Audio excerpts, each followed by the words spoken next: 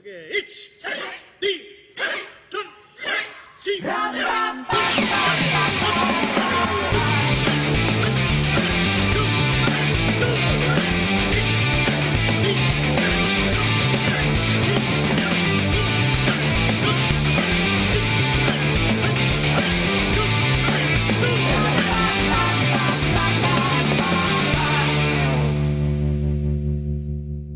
Hello. Hello. Hey, hi guys. How you doing?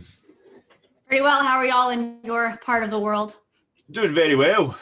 Very well. You know, on lockdown and can't leave anywhere, but other than that, good. Thank you very much for joining us. Yeah, no problem. You have yourself framed beautifully there with the weights in the background. Really cool. Excellent job. Thank you. Well, I have to be at the dojo because it has the best Wi-Fi connection. So I figured this was a nice little spot. Show off my stuff. Oh, I mean, sorry. We have to turn the dehumidifier off, otherwise there's noise. Ross, fix the noise. I don't know. So turn that off and also turn that off. Right. Technical difficulties. We're good. We're good. Oh, so how's things been going? Pretty good for us. It's obviously different all over the world. Florida is definitely taking a different approach to things. So for the most part, we've been all right. So yeah, as far as that goes, pretty good. As far as COVID goes, pretty good. Excellent. Are you still able to run classes and stuff like that, or are you on Zoom? Yeah, so Florida actually shut down from the beginning of March until the beginning of May of last year, and then we opened back up in phases, and we don't really have any restrictions, so we're still able to run classes and all that stuff. We still live stream for people who are either out of country or just out of the area or who get sick, but outside of that, everything's pretty much been normal. Sounds amazing. Excellent. So for people listening, we've got Lauren Hart with us as a special guest today, all the way from Florida. She has her own podcast with her husband Jeremiah called Beyond the Dojo. Fantastic. Go and give that a listen, first of all. And teaches, and you guys have your own full-time dojo in Florida, yeah? Yeah, we have our own club. I kind of inherited a club from my head sensei. He had a club going in this area for like 30 years. And when he went to retire, I was the most senior rank. So we opened up under a different name, but we opened up in 2017. So we've been open almost exactly 4 years. Fantastic. Nice. Excellent. Very good. So we briefly met around about this time last year, actually, at the Winter Keiko. Not me. I wasn't. You weren't there? No? Not really. You didn't get to go to Sarasota? Oh. Rue doesn't get out much, you know? I've never been to America. Sorry. You're welcome anytime. That and stuff. But did you get anywhere else last year, or was everything put on hold? Have you got any plans to go anywhere this year? So actually it's funny because we didn't attend all of Florida Winter Keiko because we were supposed to travel a lot last year. We were supposed to take a big trip in the summer, going to Minneapolis and then to San Diego. And obviously that got completely canceled. So no, we didn't travel at all. The last time we traveled was literally Florida Winter Keiko. And then since then, the only time we've trained outside of our own dojo was we went to see Rick Houghton's club 2 days before Christmas. And outside of that, that has basically been it. So. No. Oh yeah, and this year, this year we're, I don't know, I can't think that far ahead. I guess we want to try to travel in the summer if we can. We want to try to go out to San Diego. We try to do that once a year, but I don't know. It kind of depends. Like California has very strict lockdown rules, so I don't even know if they're going to be open at that point. And I guess if anybody else is brave enough to maybe hold a in-person seminar, we'll try some of that. But outside of that, we don't really know. Kind of playing it by ear. San Diego to visit the big man. Yeah. The man himself. The man himself, yeah. El Honche. Wait, what's the word? That's not the word. El Jefe. El Jefe. That's El Jefe. Sensei Jefe. I don't speak Spanish. I just spat everywhere. Well, hopefully you do get across. But just for the people who maybe aren't familiar with you, can you give us just a very quick, brief history of why you started karate, what got you into it, and why you still do it to this day? Sure. So I was actually a dancer when I was really young, and I love dance and music and all that stuff, but my dance teacher moved away. We live in a small town and there's not a ton of opportunities for athletics. You have a couple of basic things you can do. So guys play baseball and do Pop Warner football, and girls do nothing, basically. I don't know. So we did dance. And once my teacher moved away, I had the opportunity to do karate, and I loved Dragon Ball Z. So obviously I had to do karate. Yeah. So Yes. And maybe that's why I stayed all these years. I don't know. Maybe one of these days I will turn into a Super Saiyan. But I just, there you go. See, you and I, man, we're Happened close. last month. It's good. Hair. I stayed, I don't know. There's such an appeal. Like, I love human movement. The older I've gotten, the more I love it.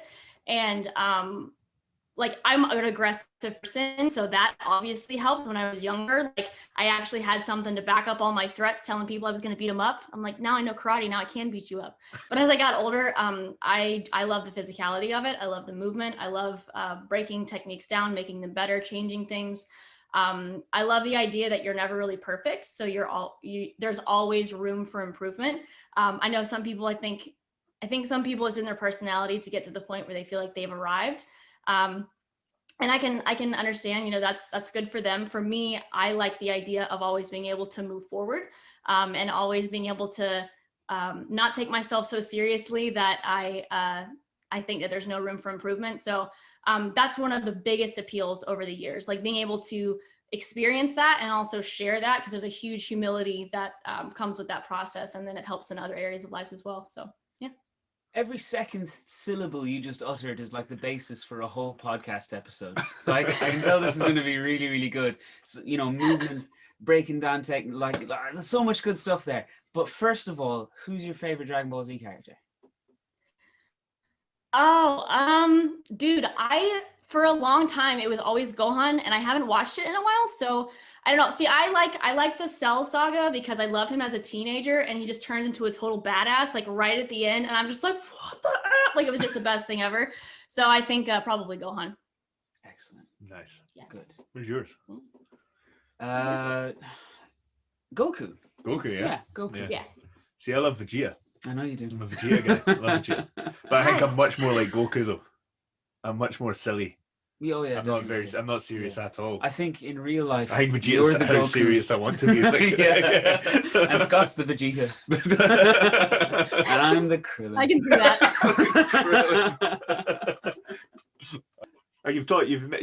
You mentioned going out to see Steve once a year. How do you get to train with Steve a lot, and how much of an influence is he in your karate? Is he like the main influence that you've got? Yeah, so I actually met Steve when I was 17. It was at a seminar, and every year we had the opportunity, because he was on the seminar circuit, we had the opportunity to train with him a lot. Starting about 5 years ago, Jeremiah and I had the opportunity to start communicating with him more regularly. So we actually communicate with him weekly, and get feedback from him as well. And then the first time we actually traveled out to train with him was on our honeymoon. So we literally spent our honeymoon going to San Diego and training with Steve. And then couple of nerds. So we did it. We went out again in 2019, and then we were supposed to do it again last year, but obviously that fell through. So in person, obviously not as often, because we're literally on opposite sides of the country, but we do communicate with him pretty regularly. And yes, he would definitely be the heaviest influence on mine and Jeremiah's karate, I think. Excellent. And if you could describe, like, talking about his movement, like if you were to try to describe Steve's movement, because we talk about, like, I've had the opportunity to train with Steve quite a few times now, and yeah, I agree with you completely, like total inspiration in what he does, but it's very difficult to describe to people who haven't trained with him or seen him. So if you could try and like describe what he does for you, could you?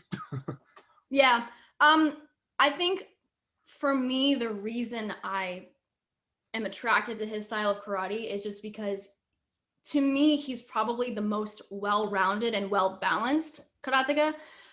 He has absolutely pristine technique. So when you look at him doing a specific movement, like, you know what it is. He's not fumbling all over himself, like sometimes will happen when someone's trying to demonstrate like an application or whatever.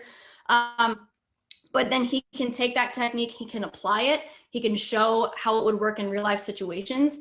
And it's in ways that you don't expect. So I remember the very first seminar with him, I was just like, how can a punch be anything other than a punch? How can a hikite be anything other than just drawing your hand back to your side? And that's just the beginning, but being able to see how he takes like the beginning of a movement, the end of the movement, and all of the points in between, and he's able to not only perform it properly, use it effectively, and also generate power. I mean, it's just, to me, it's unmatched.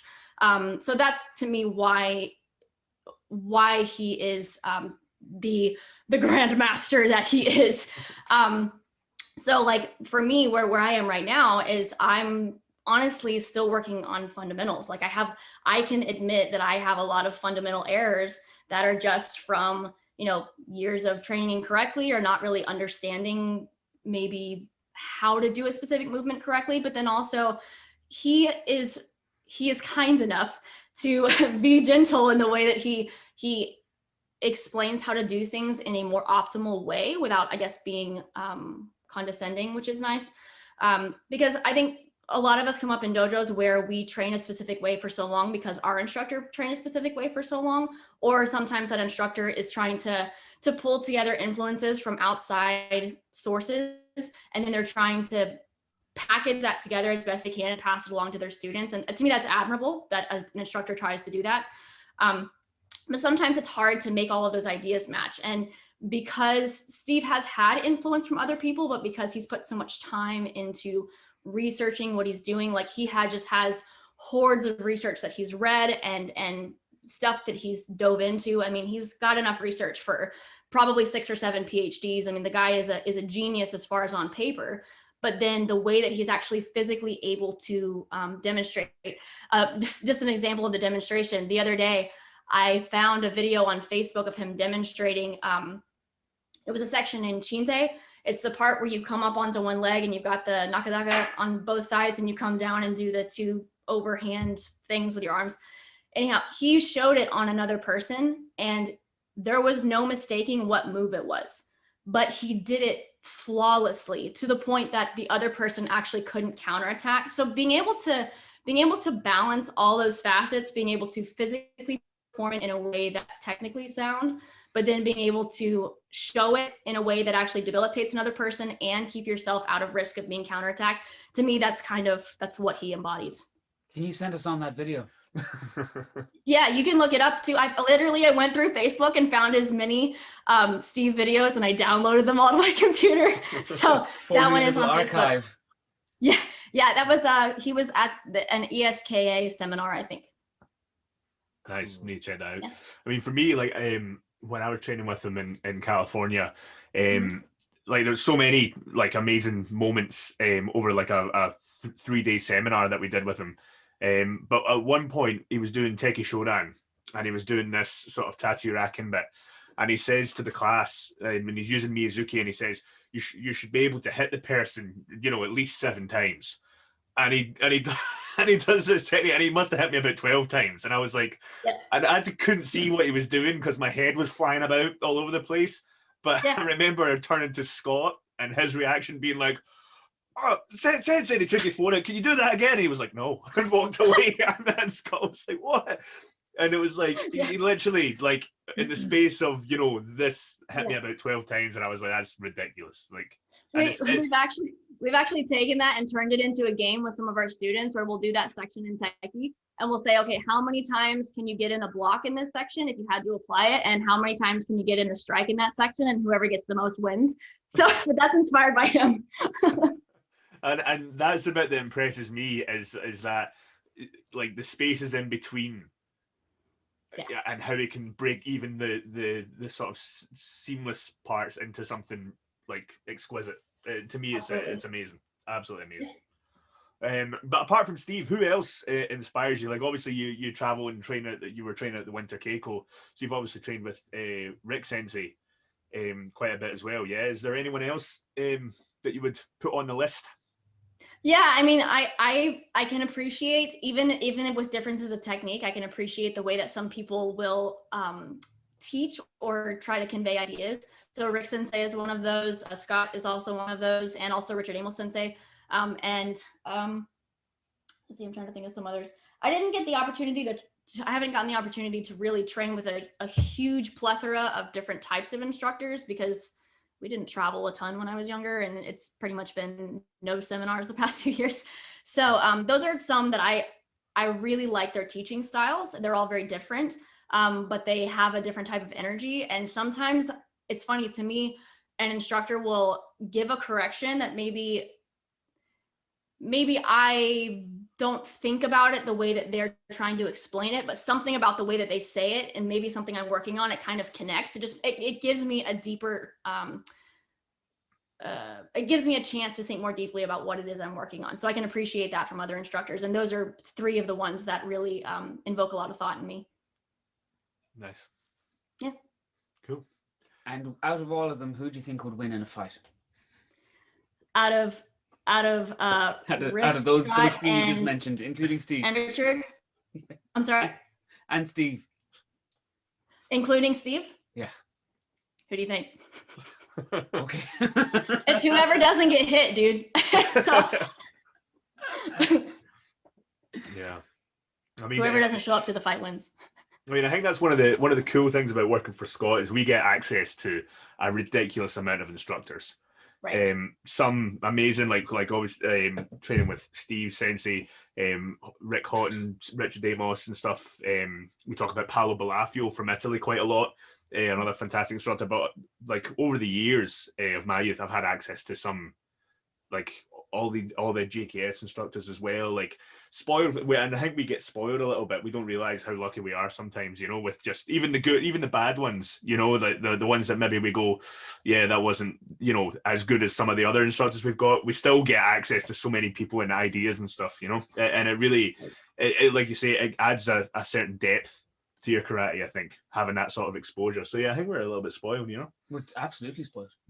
I've done a fair bit of traveling in my time. Not as far afield as you've gone, but spent a lot of time in other places. And when I've tried to visit dojos here and there when I'm away and about, and it's always a bit shite. Terrible. It's true. Yeah. No, I mean, just like shite is obviously. Oh, that's an accurate word. There is some shite out there.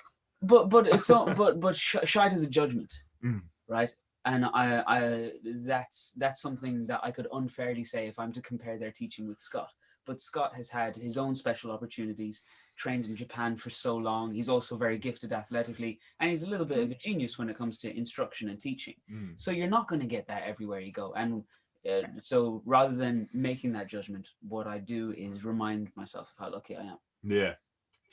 I mean, I think I'll always remember it because I remember coming up, my original instructor, for example, when he ever done an application, Gerambarai was blocking the mic area there and elbowing someone behind you there, which is cool. Like he could take an elbow to someone behind you. So that was like special. So growing up with that, as soon as I see someone punches who you in the head, somebody tries to kick you at the same time. That's I don't know about that. That's it. Yeah. Mind you get. Yeah, so that's kind of stuff I started Street with. fights, So. right? Yeah, appreciate Folks, it more. This is by the way going to be our first filmed our first podcast with footage to go along with it. Visuals. So Oh, good. I'm glad I haven't picked my nose or anything. So people are going to be able to see that when we're messing around doing stuff like this. Oh, okay. If you're listening right now, folks, you don't. It was Manjigama. We literally trained that this week in the dojo, so I'm kind of laughing at you. Yeah. So like I'll always like think about when I go and train other places, like trying to see what people emphasize in their own teaching. Right. So it sounds like you guys are quite heavily application based, yeah. And obviously that comes from Steve, like inspiration from Steve Sensei, sort of. But do you think that application is integral to karate practice? Do you think it's super important? I think it is if you are like the type of person that needs to know why you're doing something. And a lot of times, even with a lot of our lower ranked students or even the children that we train, we will give them bits and pieces of application because it helps us to explain technique better. So if we have a specific reason why we're overemphasizing a certain point, then we will explain how that technique is applied. That way they're able to be like, okay, well, I'm not just wasting my time working on like getting my toes up in a front kick or lifting my knee up earlier in the technique. Like sometimes students need that why, and I know that I'm like that. So that's definitely part of it. And then I think too, it's like I can appreciate that people train for lots of different reasons. And Jeremiah and I have talked about this extensively on our podcast, that everyone has a different reason why they're training. And that's totally amazing. And that's the beauty of martial arts, is there's lots of different purposes behind it. What we try to do is we give our students the opportunity to have all of those different reasons, but we also we want to present them opportunity that maybe we didn't have, because we didn't get the chance to really know what we were doing when we were coming up. You just did basic Kihon and that was it. You didn't know really how to apply it. So, you know, when you are a Shodan or a Nidan and you can't like defend yourself in any capacity because you've never applied what you've learned, I think that is a problem. So I do think it's an integral, but it just, how much you use it is probably going to depend on the student base that you're working with, or maybe what you're emphasizing as a dojo. Yeah, I think like, and if that's the motivation behind it, yeah, I completely agree. Like that makes a lot of sense. Yeah. What do you think? About applications? Well, actually, you just made me think that even say if you just mentioned pulling the toes back from my Gary, and so if I teach applications, I teach something very, very basic, and we in this dojo focus very little on kata application. So, but I very often will, you know, see everybody kicking with a loose and floppy foot. And so back in the days when you're allowed to touch one another, I'll pull a kid out and like kick them in the chest a few times, nice and light, and see, and you know, see, this is how you do it. You pull the toes back, but that's application. Right. I'm just kicking someone, but even that, it doesn't have to be, and then twist their arm back here and break that and grab them here and manipulate there. Yeah. Very simple applications. I wouldn't trust any of the kids with any of that. Oh no, I literally mean like tap. Oh, you mean this? Oh, yeah. Right. Yeah. Any of that application, none of our kids, no way. Yeah. We've had some bad experiences where kids have thrown each other on the ground working on application stuff. I'm like, oh shit, sorry. So yeah, sometimes it's not good. Yeah. Actually, now that I think of it, I have done a little bit of grappling as well, but just basic stuff. Good, yeah. We arm bar here, or like the thing where you get the arm and you push the face that way. Oh, that's a good one. Yeah, good stuff. Yeah. Yeah, so we don't focus on it, but definitely it's useful for teaching, like you said. There's otherwise you're just dancing around in silly white pajamas if there's no martial aspect to what you're doing. Right, and I think the other aspect is too, like, I don't, in America it might be different than it is everywhere else, but you know, we are basically in the MMA culture, so a lot of people want to be actively doing something. They want to know that they're doing something, and karate spends so much time focusing on technique that, especially when you get old in older individuals that you're working with, or you know, higher ranks, they don't want to just hit the air unless they have a specific reason why they're doing that. And then you also have to give them the chance to have their hands on each other, because not to turn this into a business thing, but if we lose all of our students to Brazilian Jiu-Jitsu and MMA, then what good is it, you know, running a dojo? And I'm not saying that like to water down karate at all. I think in most ways it enhances it, but you know, that there's that aspect to consider as well, is that we're working with a different culture. Yeah, I mean, this place, the Conor McGregor land over here, you know, like it's very big and popular over here. But I mean, I found that because I cross-trained when I was a teenager in Thai boxing and MMA and jiu-jitsu and all these things, and I found straight away the kind of sparring, like the competition style sparring that we were doing in karate, even though it had some advantages, wasn't pressure testing you properly.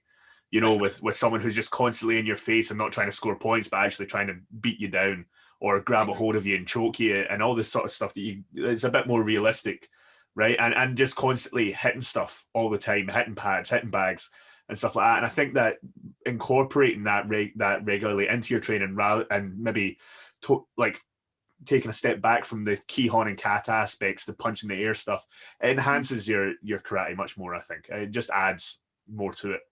Not that you should, you know, abandon one practice or the other, but definitely incorporate it into it for sure. Right. And I think that's the hard thing is being able to balance the two, because I mean, a lot of the training I've been doing over the past 5 years and then some it's been air training.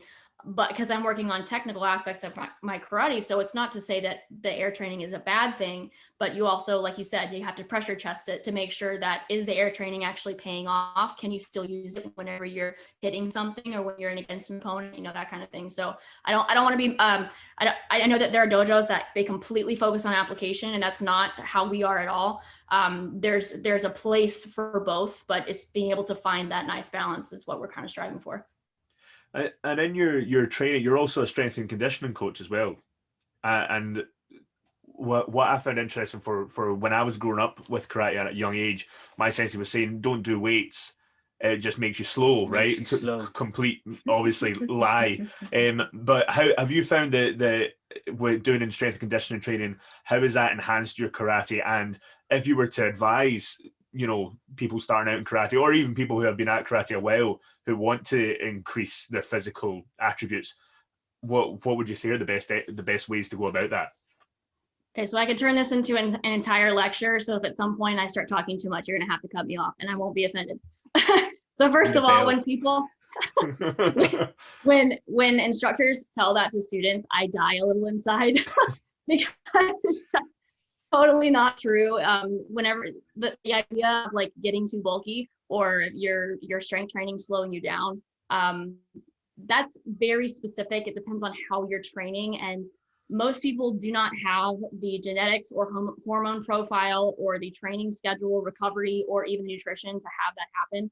I think if people understood the science behind muscle gain, they would realize actually, whenever people say like, I don't want to get bulky or I don't want to get slow because I'm going to get too muscly, because I hear that all the time as a personal trainer. If they realized how arrogant of a statement that is, that's like saying, oh, I don't want to get behind the wheel of my car and drive because I'm afraid I'm going to turn into a NASCAR driver. Like that's literally what it is, because there's so much behind it. So I have to spend extensive time explaining to the women that I work with in person, and then a lot of the athletes I work with online, like, don't worry about it. It's okay to lift weights, and it's okay to lift heavy. You can lift more than a 10-pound dumbbell, and you probably won't have a lot of strength gains. I mean, probably won't have a lot of muscle gains. I've been lifting consistently since 2012, and I'm still a skinny person. So, but the benefits obviously are just astronomical. So, as far as me, and then how I would use this to kind of maybe advise someone else. When I started lifting, I was a knee on at that time, and obviously lots of like technical errors in my karate and stuff I needed to fix, and I'm still working on a lot of different things. But when I first started lifting, I lifted like a bodybuilder, because I was actually dating a bodybuilder at that time, and so we were like getting our pump on and stuff.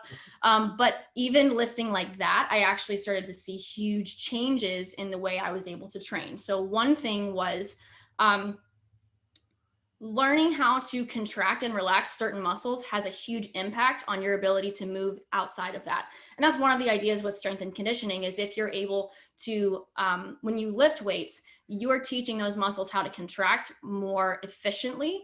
And that can transfer over to things like karate training. So I was able, whenever I had to make specific adjustments to my technique in my karate training, a lot of that I was able to feel because I had already gotten the habit of it with lifting.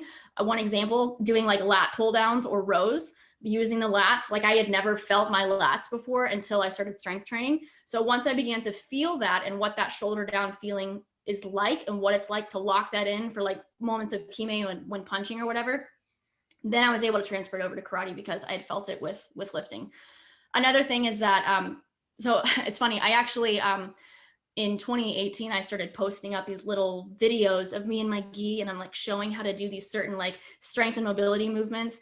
And they became really popular. I started posting them on Facebook, and I actually had the opportunity that year. I taught at the WTKO National Seminar, and I taught a strength and mobility class. And I went through this routine, and I kind of explained how sometimes one of the best advantages you get from strength training or things similar is you can take a more complicated karate movement and you can break it down into its components, and you're able to work that in strength training. So as an example, if you're working on back leg drive, most people don't understand like how to contract their glutes anyway. Beyond just the contraction, they don't understand the actual movement. So if you're able to do something like a glute bridge or a hip thrust, where you're basically like air humping, just being able to do that movement, it actually has a huge benefit once you get off the floor and you're doing it in a karate movement. So that was another aspect of it. And that's something that I would advise, especially beginners, but also people who are more advanced, who want to make changes in their training and they just can't feel the differences, or they don't know how to make those changes.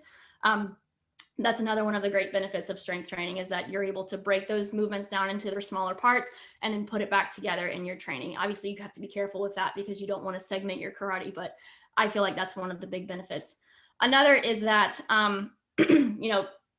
you are any athlete who is like a college level or professional level athlete, they have a strength and conditioning coach. I mean, that's almost a given, that basically most teams or like UFC guys or whatever, they all have strength and conditioning coaches, and they're working on this kind of stuff outside of their regular training.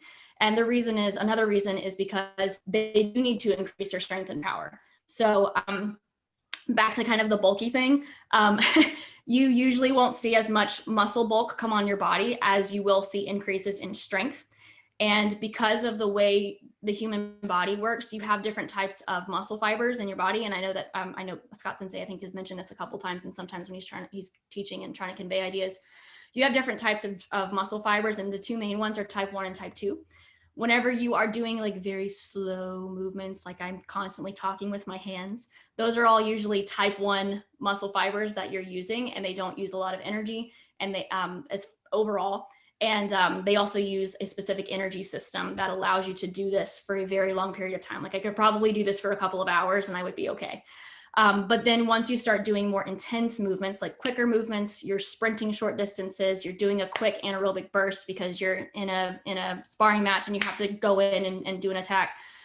That's when you start incorporating type 1 and type 2 muscle fibers. So you can train using those muscle fibers outside of just your karate training. Obviously, that's a huge benefit. The best benefit you're going to see in your sport-specific training is going to be from training your sport. But if you want extra benefits without maybe putting your body through as much of a beating, you add in strength training, and that's going to help train some of those same ideas. And there's other things too that you're training as well. But the strength, just the general strength or power, which are two separate things, those are still working similar energy systems and also similar muscle fibers. So you can see big benefits in your explosive movement. So what you're saying is Scott needs to hire you. Yeah. He's welcome to anytime. I'm like, where's our strength and conditioning coach? Exactly. And you seem where is everyone's strength and conditioning coach? That's the question I'm asking myself right now. Where's my strength and conditioning coach? But right. you gave a really good basic example, and we talk about the glutes all the time when we're teaching back leg drive. And I'm going to teach it tomorrow, actually. It's going to be... Back leg drive? No, the glute squeezing the bottom. But not for back leg drive. Because your calf is... No, I'll get you to do it better. Yeah. I'll train my glutes tonight in preparation. Please.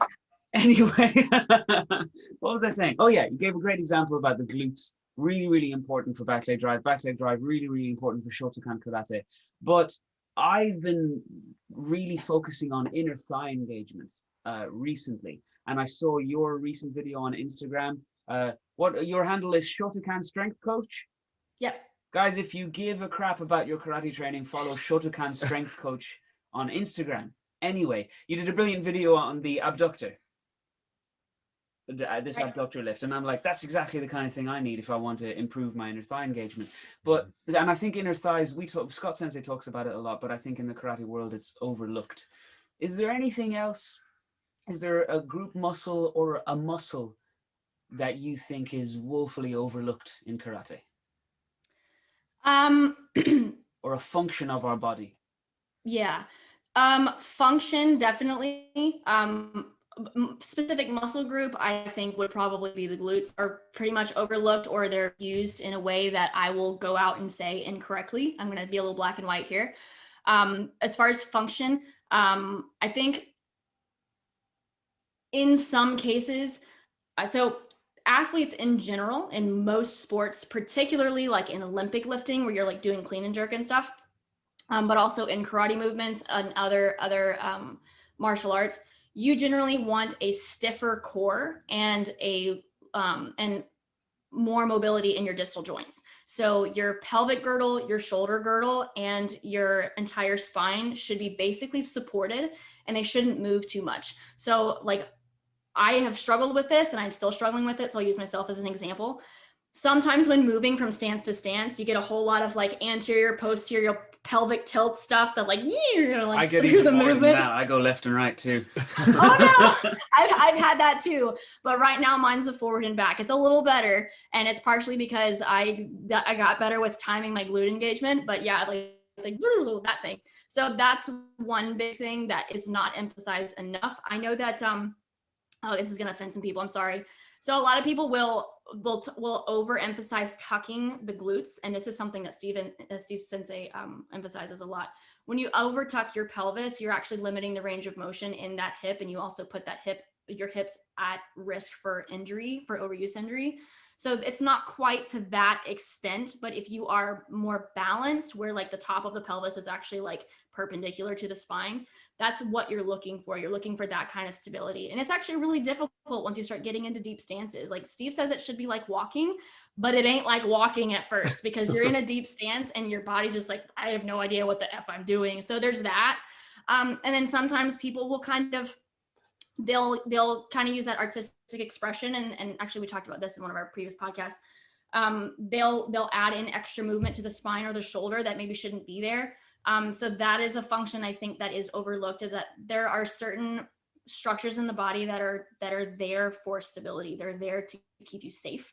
But they're also there to increase your power production. So when you are more stable in your core and in your pelvic and shoulder girdle, and you are more loose in your distal joints, like your shoulders, your knees, your hips, you're actually able to produce and transmit power more efficiently, and you're able to take impact better, versus if you turn it into some kind of like dancing woo-woo movement thing. So that's what I would argue is probably the most overlooked function. Cool. Thank you. Yeah, that's really interesting, because this is where like, and I agree with what you're saying to a point, Right. but then this is where the funny thing about the karate spectrum comes in, and movement, right? Because then you've got people who would argue that sort of wave-like whip motion in your body, that you can sort of like slingshot your body weight into a technique, increases power and speed and stuff like on impact. Do you put any emphasis on that in your training or practice, or because I feel like that's like very Steveable, is that sort of, complete connection all the time, whereas there's other senseis I've trained with who say that's one aspect, but here's another one. Like a size sensei, for example, would not follow that sort of guide that you've just described there. Right. So I actually, that subject came up a couple of times with Steve Sensei. So what I'm going to convey is my understanding of what he said and what I kind of agreed with. So what he was saying is that it actually does, when you uncouple your hips and shoulders for a certain part of your range of motion, you actually do see a bit of a power increase whenever you make impact. That actually does kind of incorporate that stretch shortening cycle, where you're opening up the abdomen, you're opening up the core musculature, and then snapping it back into place. At that moment of impact, you actually are increasing the amount of power that you're producing. So the balance thing that I was talking about earlier, about like balancing your Steve, how he balances his technique, but then also the application, is kind of like it goes into gray areas. And that's one of those gray areas where, if the principle is moving your hips and shoulders together as a unit, and you understand that to be the principle, but then you also understand that the body has this ability to use that stretch shortening cycle to increase impact in that one point, then that's understandable. But you also have to accept that earlier on in that range, if for some reason you had to make impact early, you're not going to transmit as much force as you would if you were coupled correctly, if they're like coupled, parallel, if that makes sense. So it's not that there's not value to that. I absolutely 100% agree. But I think that that's more of like the application of the principle, as opposed to like the black and white, like this is our starting point, this is where we're shooting off from there. And I actually listened to one of you guys' podcasts. You were talking about how sometimes instructors, they do things similar, but they don't agree on certain, I think you talked about, it was the one about Steve and Rick and Paulo Blafio. I haven't seen as much of his stuff. I understand where you're coming from. Like there are certain ideas that they actually do agree on, but what they don't agree on is what's the foundational principle of the movement. And that's kind of the point. I hope that as we go on, like more of us will be able to have these kind of discussions where we're like, yeah, you could totally do it that way, but how do we teach our beginner ranks? What do we train as far as our basic key home, and then how can we apply that idea? So anyway, hopefully that addressed your point. Yeah. You can kind of Sorry, I talk a lot. You've also, in a very polite way, brought attention to the fact that when we talk about technique, we sound like idiots. Oh my God, no, you don't. Sounds like we're drinking too much beer while we're talking about it. Definitely did not say that. It's 7:30. What else would you be at? That's true. What training? Oh my God. Make me sound like an asshole. No, you Not at all. sound very, very No. articulate and Professional, well educated, professional, and and professional. very layman's terms. Yeah. I'll take that. So in your karate journey, have you competed? Have you was competition ever a motivator for you? Well, okay, so because we live in kind of a rural part of Florida, definitely in our immediate area, not a lot of karate dojos. So we would travel a little bit to do tournaments in the US. We have the AAU, and we would do tournaments with them. But the AAU is a little bit more open. So we got like lots of Taekwondo people and like alternative karate styles in there. And it's hard to tell exactly what they're going for. It kind of became more of like a WKF style thing, and we just didn't train that way. So as a kid, we did it for a couple of years, for probably like 5 or 6 years, and then we didn't really do that as much anymore. So that really wasn't a motivating factor. When I got older, we do try to do tournaments here and there. So the past 3 that I've competed in, we did. There's actually a Kinkojuku club up in like the armpit of Florida. So in Perry, Florida, Kinkojuku is like an offshoot of Shotokan, I guess. And they run a tournament, and we got to be there, but there are like no adults competing. So we're competing against like teenagers. So that's not as fun. And then we competed, the Shuhari Institute, which is a group out of Minneapolis. They put together the Shuhari Cup, which is a well-run tournament. And we were able to do that. Outside of that and the fun couple of experiences that we had at those, outside of that, not a lot of tournaments, unfortunately. No. Interesting. And because I've went in the times I've been to America, I've went and watched quite a few tournaments. Have you ever witnessed the musical kata? With the music blasting in the background? Not in person. So when I was younger, when my family used to like, go on vacation and stuff, we'd watch TV, and they would have like I think it's the Paul Mitchell tournament thing at Disney, where they would have all these different martial arts styles come in, and they're like dancing around, doing their karate stuff. And as a kid, I was like, that's freaking awesome. Now as an adult, I'm like, oh my God, it's so lame. But no, I never saw it in person, but that's probably the most of it. We haven't seen as much of that stuff. There are some styles that to me look eccentric, but if they have an explanation as to why they do something, I'm in no place to judge that. So, but outside of that, I've never seen anything like the music thing. Fair enough. Cool.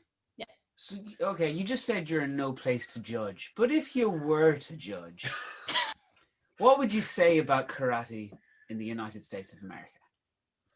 Give us a verdict.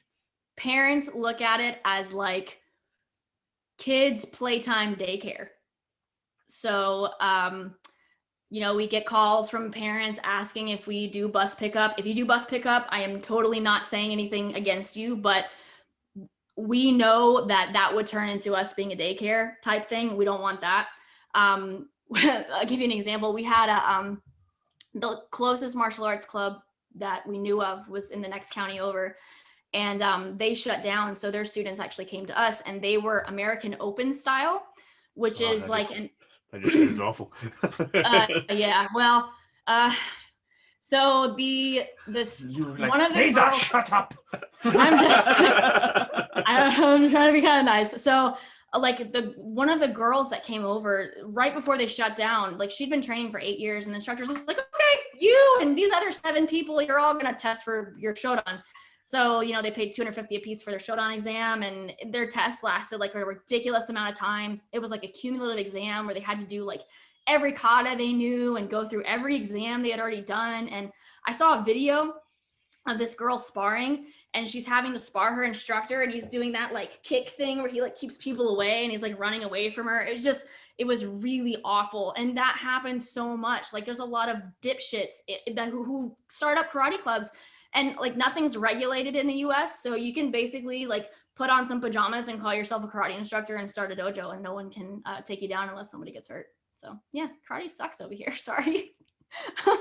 Fair enough. That was great. That was excellent. That was good. We rant there. Quite a good rant. Yeah. It's so annoying. It's awful because like as business owners, we have to deal with that kind of stigma that people come to us and they're like, they have one expectation and we're just like, nah, we're not doing that. You're trying to stay true.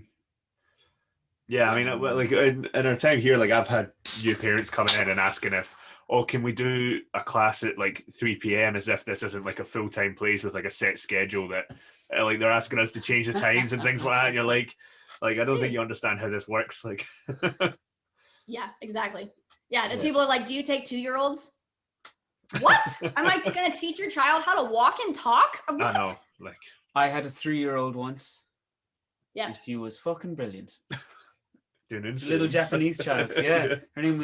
Okay. Yeah. No, don't be racist. My husband's Japanese, so I'm allowed to say that by proxy. Okay. Sorry. My husband is Japanese, so I'm allowed to make Japanese comments. Okay, fine. Little Japanese child, called Lily, and 3 years old, and you know, just like I was like, okay, everybody get ready to punch. She just started doing it. Boom, yeah. Boom. She's doing front stance, stepping forward. She knew her left from right. Saw 2K prepper, everything. Little she genius. was copping on really quick. Little genius. And then I've got 12-year-olds that can't do that. Yeah. And then one day she just changed her mind and decided she hated karate. Oh man. Probably kids are fickle. didn't have fun. She was taking it that seriously at 3. Maybe. Helicopter, Yeah. what? This is not Budo. Want some lineup drills? Come on.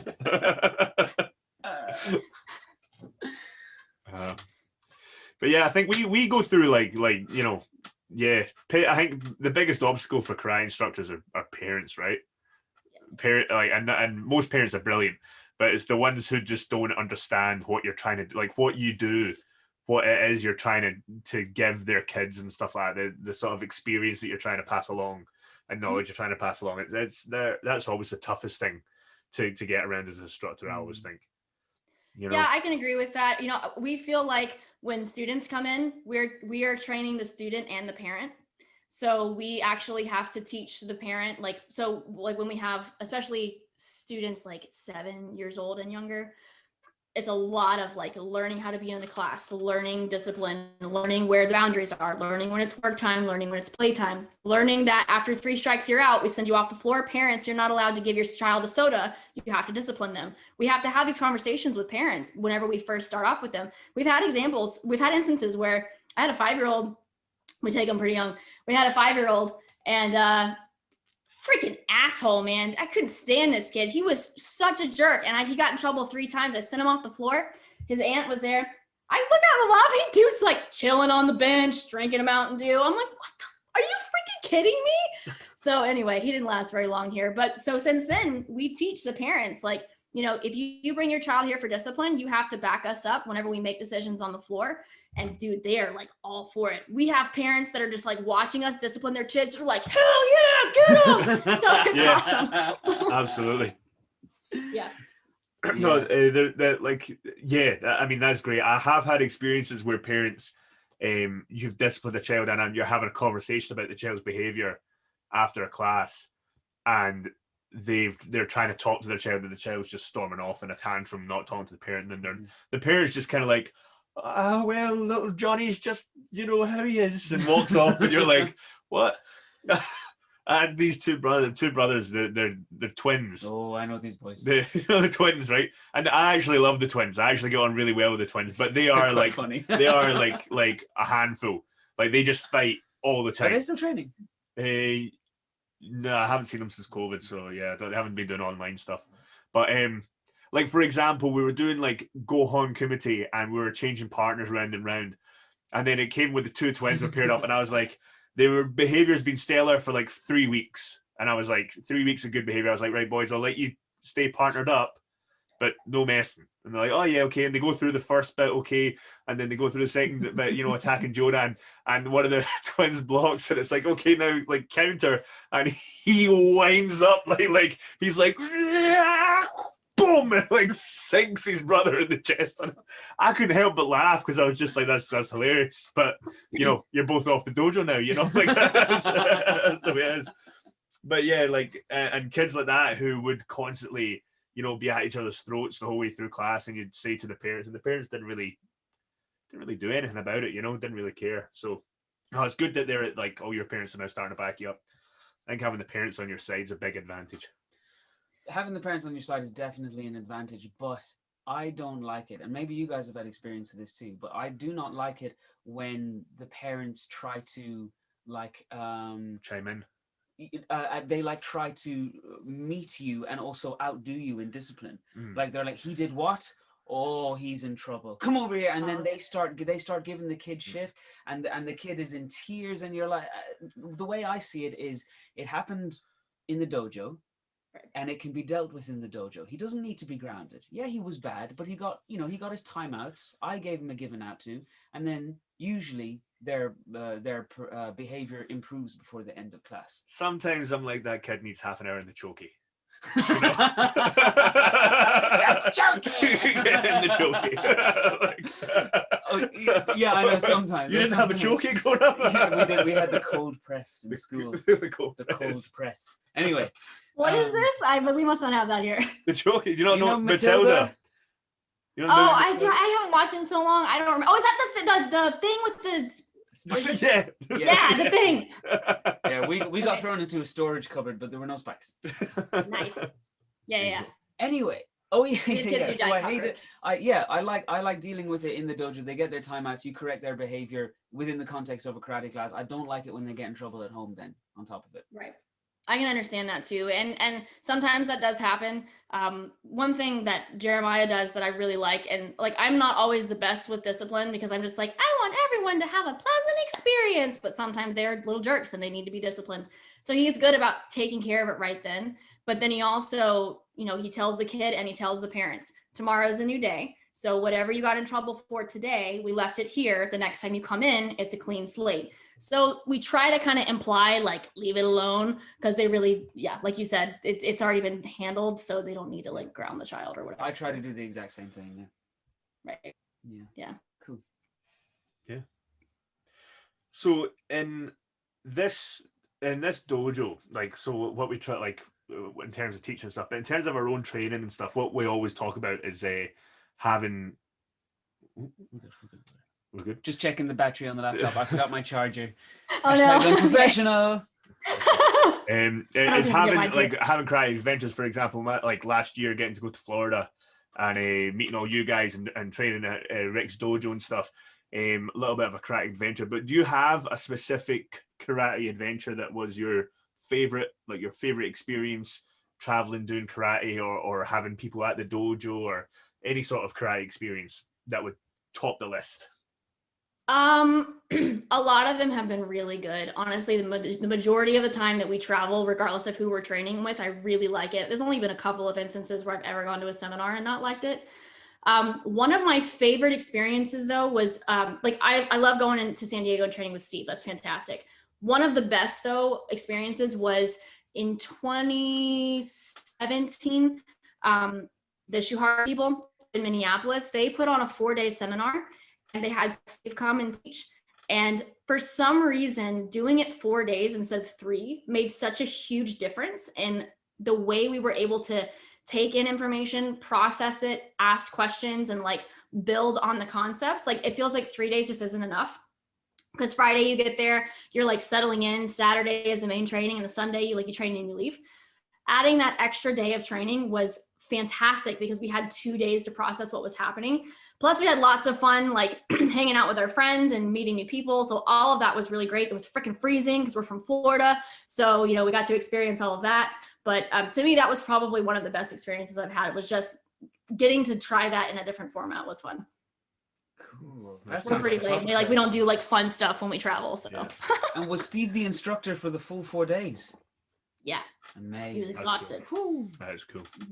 When I was training with Steve in San Diego, that's the first I had him for 3 days in a row, just training with Steve, which was amazing. But like I found that we all, like with everything, we always start too ambitious. So he was like, "So what do you want to?" He's always like, "So what do you want to do? Like I'll teach you whatever you want. What do you want to do?" So we were like, "Oh, we'd love to do Sochin. If we could do Sochin with you, and you could break that down for us, that'd be amazing."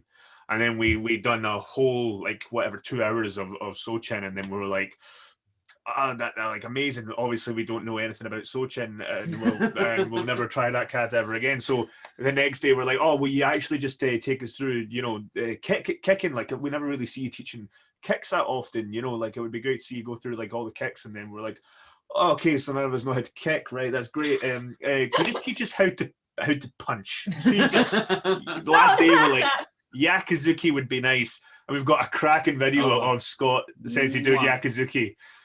And Steve being like, "No, you're still initiating for no," and then eventually he's just got his arms folded and he just goes and then walks away, and Scott cries into his hand, and it is literally my favorite karate memory. It's my favorite thing. Well, if it's any consolation, I've been working on step and punch for like 5 years, so you know it happens. But yeah, it's definitely a lot of fun.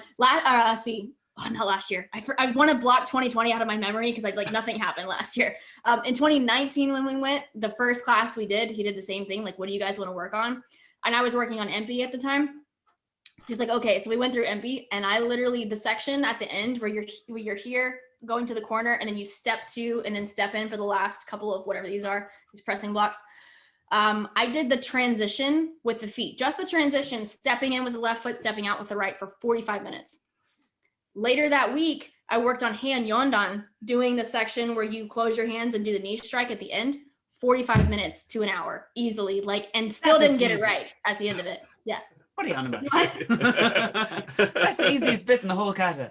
I think you might be obsessing a little bit too much. Apparently not, because it was a timing thing between like breath control, abdominal contraction, and then also closing my hands at the right time so I didn't lose the guy's head. So yeah, that's when you've trained a certain way for so long, like you're so stuck in that movement pattern. And that was kind of the thing I was talking about with strength training, is like sometimes it gets you out of that, so you can move your body in a different way and feel something different. So then if you are trying to make that change, then you can be like, oh, that's what that's supposed to feel like. Okay. So when you get like feedback from Steve, so do you send him videos and stuff like that, like year round? No, yeah. So I'm just curious because he never seems to say, "Well done, mate. That was better." Like, has he ever said, "Oh, that's getting better. You're doing that big," or is he always just like, "This needs to improve. This needs to improve. This needs to improve"? Is he ever like positive? Yeah, all the time. Yeah. Wow. Yeah. That's yeah, special. no, He must like you. no, it's not that. Well, he does like us, but no, when he looks at our videos, if he objectively thinks that it's better and we did what he was asking us to improve, he's like, yeah, that's better. Sometimes that's it, and we don't get any other explanation unless we ask. But then, you know, there are days like the week before last where I've been working on Konkusho again for like 5 months, and I have a list about this long. Give me a second. I'm gonna grab my notebook. I'll show you what it looks like. So he will give compliments when there's improvement. And then he does this. Let's see here. Trying to see where it starts. Jesus Christ. Hold on a minute. Starting right there. So that's page 1. And these are multiple times calling, but these are pages and pages of notes of things I'm doing wrong that I have to fix. Jesus. And sometimes it's repeating the same thing, but like that I still haven't fixed yet. But sometimes we'll call and I'll get an entire page of notes of crap I have to work on, and but I like it. Like, that's my personality. I want to improve. I want to get better. And he's not saying it to be demeaning. He genuinely cares. Teachers genuinely care about their students in most cases. And I think if a teacher is trying to give you correction just to berate you or keep you down, most people can eventually tell the difference. And just not like that. It is funny whenever he like doesn't give you a compliment and everything is wrong. But to me, it's fun. So Yeah. That's amazing. You have a really, really good attitude, I think. I think you have a very, very, very good and people who listen to the podcast will know I'm a whiny little wuss when it comes to like not receiving validation. No, just me, Sensei. Please. I have no self-esteem. It's fine. You can't get me any lower. Well done. Fair play. Cool. You want to do some of that? Oh, yes. So cool. Earlier on, While you do this, I'm going to quickly nap to the toilet. I was very rudely looking at my phone because I remembered. Jesus, God, what do you reckon the place, man? Are you sure you want to put up the video version of this podcast? This is all going on. So Watch Ross's butt. Yeah, why not? Give the people what they want. So we got we haven't brought up yet the very obvious fact that you are a female karateka.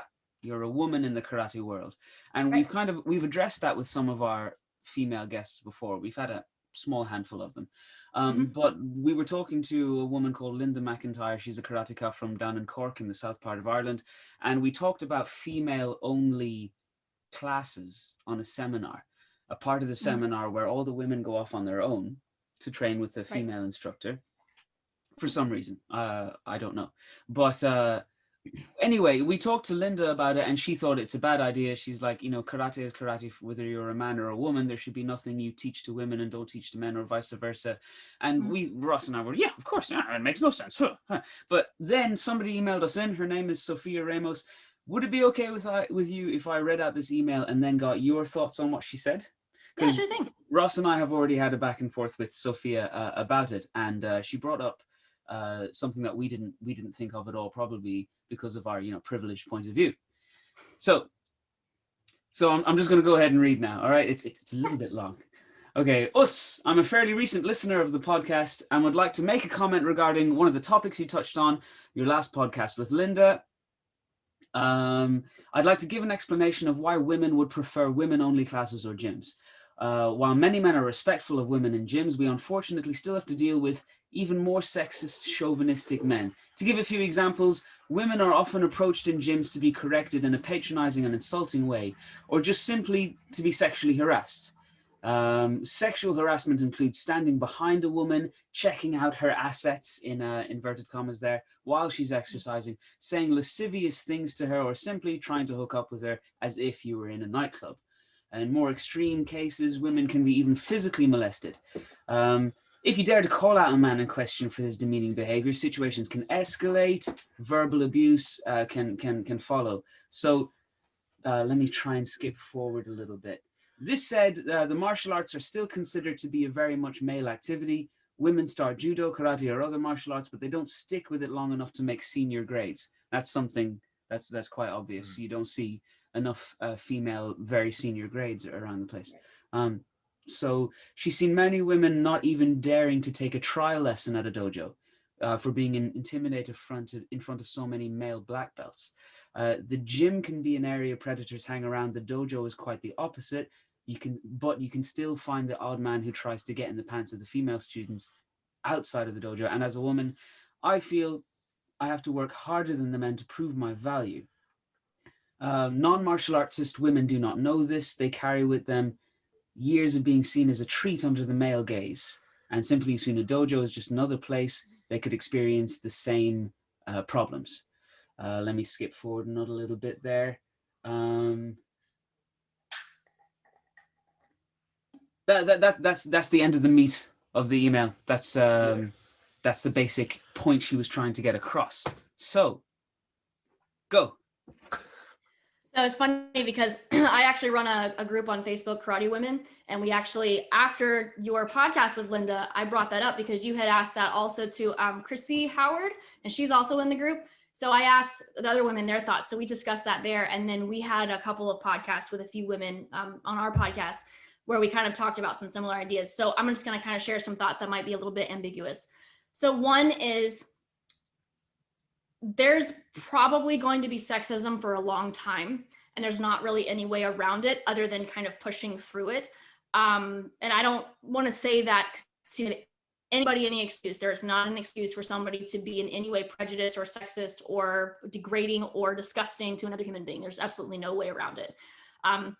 But if we want our opportunity to train, we have to either figure out how to make that, or we have to, I guess, deal with certain things. I don't know. So as far as the comments or the question about like the seminar thing, like should women have a separate class? It kind of depends.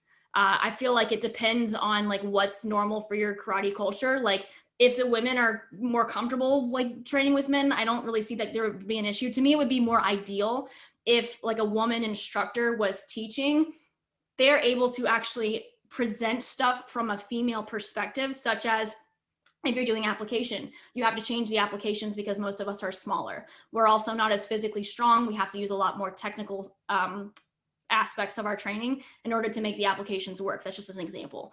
So if a woman was teaching that to a class of men and women, then men are also able to understand that as well. And there's actually some ideas that would apply to men. So you're kind of taking some advantage away from men if you don't allow a female instructor to teach all of them together. But then also there's an advantage for women when we do get to train with men, because we get the chance to defend ourselves against them in a class setting. And then we also get the chance, the men have the opportunity to put the idea that sexism is rampant, they have the opportunity to put that to rest. So men have a positive opportunity to be like, hey, let's train together. I'm going to treat you respectfully, whatever. I think it's more important for a woman to call a man out. And then if it's not going anywhere, if he's not listening, then you separate yourself from the situation. But if you have the opportunity to kind of, I guess, have more of those experiences, I feel like that's more positive. And then I also understand where the lady in the email is coming from. Like a lot of women have to deal with like, you know, being approached and being talked to like condescending from other guys. I totally get it. When I've gone to lots of seminars where I've tried to pair up with older guys and they look at me, look really young, so I know that they're assuming that I'm a much lower rank than I am, and we'll be both listening to the instructor and they give specific instructions about what we're supposed to be doing. I try to do that and they want to do their own thing. I try to give feedback, they don't want to listen. Happens all the time. That drives me fucking mental, man. That is like the most infuriating thing being on a seminar is when people don't listen to what's being asked and you're like, mate, what the fuck are you paying money for if you're not going to do it? Exactly. Why are you even here? Right. And that's probably not just a woman thing. That's probably just like they're just an asshole and they're going to do that to anybody. So, I mean, I can understand that too. I've always taken it as kind of a sexist thing, but that might not have anything to do with it. So I feel like there are positives and negatives to like having that separation. I feel like the more you separate groups of people, the more there is misunderstanding between groups of people. The more there's like this coming together and open communication between groups of people, I feel like that's a more positive environment. Even if bad stuff happens, even if there is a chauvinistic pig on the dojo floor, if the culture that you are building is to not allow that and that person gets called out or gets ostracized because they're a jerk, then that's going to overall like boost the quality of having those kind of experiences. Hopefully that kind of makes sense. I may not have addressed everything in the email, but I was trying to kind of hit both sides. Perfect. We had Scott Sensei had a wonderful ally moment once in a class a long time ago. Yeah, it was one of those situations where doing partner drills, and when a guy, quite a large guy, paired up with quite a small woman, then said, "Oh, you go pair up with her, so he can then come and pair with me, and we work together." And to Scott Sensei's credit, he called it out and said, "My dojo, my rules. That's sexist. Pair up with who you're with, and just do the drill." He said it very loudly. It was, he said he it was, screamed across the dojo. made the stand tingle. Don't be sexist. It was great. Yeah. Great. And you know what? I feel like a lot of times, I honestly feel like a lot of times guys are not doing that intentionally because like they don't like women or whatever. They're just so used to like doing that, like playing with the guys and the girls playing with the girls. They're just like, oh, don't pair with me, go pair up with him. It'll be, I'll get more of a benefit if I train with this guy. Sometimes we're like very like selfish in our thinking. We're not thinking, oh, how can I help this person that I'm training with? I'm not calling guys selfish. I just am using that as an example. Sometimes they feel like we're just kind of conditioned like that from the time that we're young. We're all separated. If you keep doing that, then it's harder to bring athletes together. If we're going to be those types of athletes where we're training on the dojo floor together and we're trying to learn how to defend ourselves against someone of the opposite sex or different body sizes and styles, then we got to train together. That's it, yeah. And I think one of the cool things about that moment with Scott was that afterwards there was a bit of a back and forth about it because the guy felt quite upset about being called out in the dojo in front of everyone and being called a sexist in front of everyone. And Scott handled it really well, and he clarified, like, I'm not saying you're sexist, but what you were doing was sexist. I'm not saying you are, but I'm saying you were acting like it. So, I had to call you out on it. And I think that, even that just distinction helps a little bit with guys who maybe don't understand the effect they're having on people's training experience, Yep. And I definitely think that the precedent that you set as an instructor, that is what determines in a lot of ways the future of the individuals in your dojo. If Scott as the instructor is setting that precedent now, maybe he didn't teach anything to that guy, but the other people who were watching, they're like, oh shit, I better not do that. Like they learned something from there. So that's even like in our dojo, even with like our kids coming up, if we can point out things like that, then they learn for the future. And then when they go off to other dojos, they're not going to be like, I don't understand, I'm not being sexist. Good impression. So to finish, we want to ask you a quick fire question, something you can answer off the top of your head, and then we'll move on to the fails of the week. Oh, I didn't mention it with the fails of the week. I didn't bring that up. Whoops. Do you know about our fails of the week segment? Yeah, I listen to your podcast, so I've heard them all. Famous. You're famous. Okay. Lauren, if you could change one thing about the world of karate, what would you change?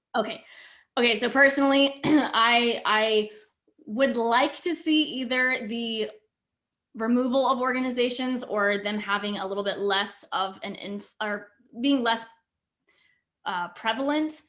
There are so many that sometimes will they claim they try to provide opportunity for the people that are in, some of them claim they try to provide opportunity for the people who are in the organization, but instead they limit them and they don't like them training with other people. I feel like that's part of it. What I was actually fixing to say was sometimes organizations put individual instructors on a pedestal, and because we spend so much time focusing on the head of that organization or the person that organization has put on a pedestal, that we don't have the opportunity to train with lots of different people because we're not looking for them. We're not looking for other opportunities to train with people of like equal rank or higher, or give other people the opportunity to teach. And I know that like I've heard that that the HDKI has given a lot of opportunity to other instructors. I see that you guys get a chance to teach, and that's fantastic. I love the way that Scott runs your organization, but I feel like a lot of organizations don't do that. My personal opinion, coming especially from like a personal training background, whenever you're in a certain field, usually organizations and associations are there for continuing education. So if more organizations were focused on that and they were focused on providing continuing education opportunities without boxing people in and saying like, this is how we do this, and no, you don't do it that way because they do it that way, we do it this way.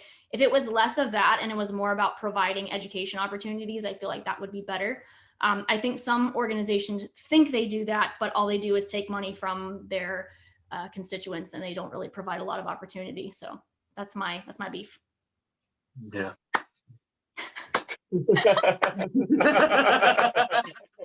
Well said. That was wonderful. That was like a speech worthy of Congress. Yeah. That's a karate Congress. Karate Congress. That sounds like an organization. Yeah. God, no. Yeah, I think you're spot on. We love being part of the HDKI, but ultimately we just love karate. Right. Yeah. Very good. I'm going to make a prediction.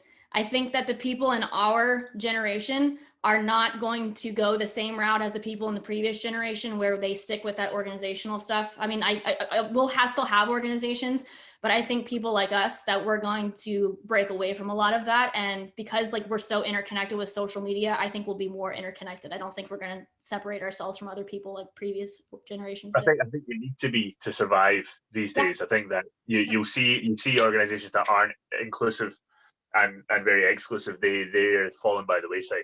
Absolutely. So yeah, I think it's already happening. Mhm. Yeah, for sure. Is it time? It's time. Is it time? Time for a fail of the week. Yes. She did it. Yes. I just laughed at you.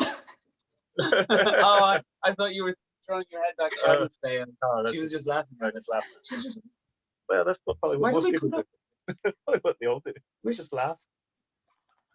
Yeah, you got to be comfortable with what you are. Speaking of Right. laughing at us, do you have a fail? I'm going to let you go first because I have no. I haven't thought of one. No. Hashtag unprofessional. Lauren, have you got yours ready? Okay. Go on.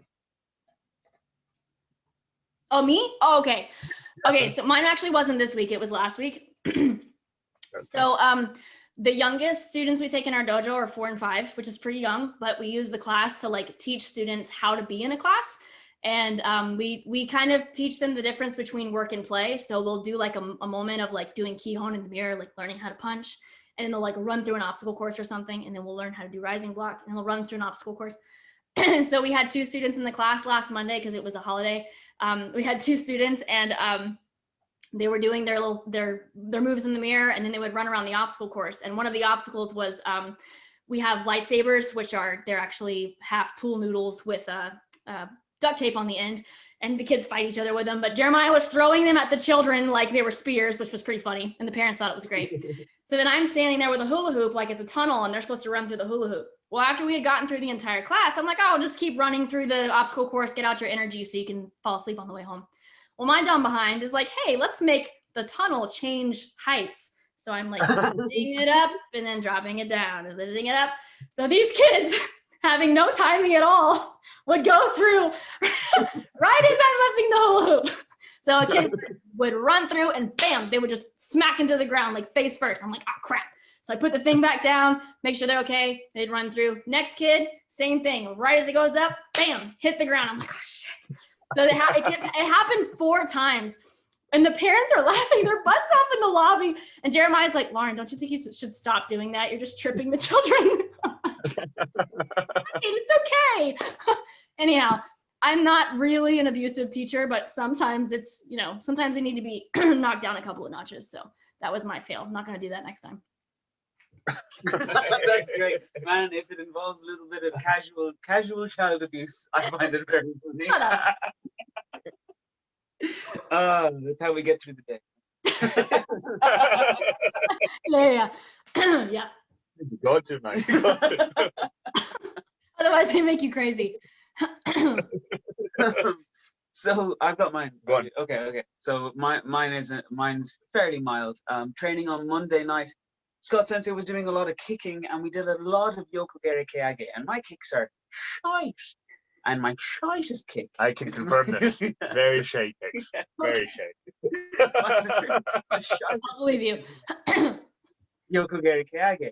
And I was trying, all right? And I tried too hard, and I just did a too much snappy kick. So snappy were these kicks, Ross, that all the little ligaments and tendons on the back of my right knee are very, very sore. They've been stretched. Like, I overextended my knee a few times and made it quite sore. And after training, I was like, oh, so many snappy kicks, very sore. And then the next day, I had to sit out of half of morning training. The next day, I didn't go to morning training because it was even worse. And then the next day was the first day of Kangeko, and it's my class. So my knee is still really, really sore. But like I said on our last episode, when I get the chance to teach adults, which is more and more lately, I get very excited. Yeah. I get excited. I get excited like Rick Jackson. And I ended up, I started with the upper body, and I thought I'm just going to do shoulder snap, then I'm just going to do compression on the chest and on the back, then I'm just going to do the double hip action, the tom-tom, and then next thing I was like, this is all very springy, very bouncy, very elastic karate, and I just thought, you know, it's another way of doing springy karate. Everybody should come on, we're going to do a kumite. So like I was not doing kumite obviously, but I was doing kizamizuki, gakuzuki, like flying across the floor using that plyometric bounce to, and inside I was screaming because my knee was on fire. But I kept going for about 15 minutes, like flying across the floor, just doing my knee in, because I ran out of ideas and because I wanted to show off, and because I just got carried away. Yeah. I also didn't know the class was going to be an hour long, so I thought I needed. Like, I remember when you were like, "How long is it?" It's like an hour. I think you were like, "Oh right." I was like, "He's only got 20 minutes. He's only got a 20-minute class." It's at 6:30 in the morning, and class starts in half an hour. I'm like, "Oh, how many classes anyway?" Oh. Oh man, that's hilarious. I'm feeling a bit better. I think it'll be better by Monday. Yeah. What day is it? Saturday. No, today's Friday. Go on. Your turn. I think if I'm being honest, like, and I don't like, I didn't want to put this out there actually, but I'll put it out there. On Wednesday, because I'm injured just now, I'm not teaching that. Normally I teach the adult classes on Tuesdays and Wednesdays, but because I'm injured, Rue and AJ have been kindly covering. So I got a chance to do Rick Jackson Sensei's meditation class. Have you heard of Rick Jackson, Sensei? I did at the 1 meter squared seminar in November, and I got to do his session. Did you stay in Cesar for the whole time? No. No. So we did, and I like my legs were like completely numb for about 10 minutes. Like I literally couldn't move. It was crazy. Yeah. That was the first time I've done it like the whole way through without giving up. Like that was intense. But I was doing his Wednesday evening meditation session, and the stuff he was talking about was amazing. He was talking about the self and how to put it in the background and be in the foreground and the thing with the other thing. It was amazing. Like very very good. I won't get into it because I'll just watch it. Yeah, I'm not going to try and explain it. Very deep Zen like amazingness. And I was listening, but everyone, like I had to skim through before he started, talking about the sort of theme of the session, and I was like looking through at everyone, and I was like, are they all behaving themselves? And I was like, oh, because I had my camera off, because I had no plans of sitting in Cesar or even sitting up. I was on my bed lying down, like, oh yeah, this is great, just chilling out. I'm just chilling out. So I was looking through, and I was like, oh, everyone's taking it seriously, da, da, da, da. And then it's like, okay, so it's kind of like he does these 40 minutes of just spieling out gold, and then it's like, okay, it's time to meditate. And it's like, okay, well, it's like time to, reflect and stuff like that. So I lie down and I have a wee reflect, and then I noticed that only one nostril's working when I'm breathing in my nose. Like, when you breathe through your nose, sometimes one nostril just doesn't work. Yeah. It's not like your nose is blocked, but you're like, normal. You're like, oh, but it's only one. And I was like, why is it only one? Can I change that? And I was like, and the whole way through the meditation, I'm like focusing, like thinking about like if I do, and then next thing you know, the gong goes, and I'm like, I spent 20 minutes trying to work out why one nostril's working and the other nostril isn't.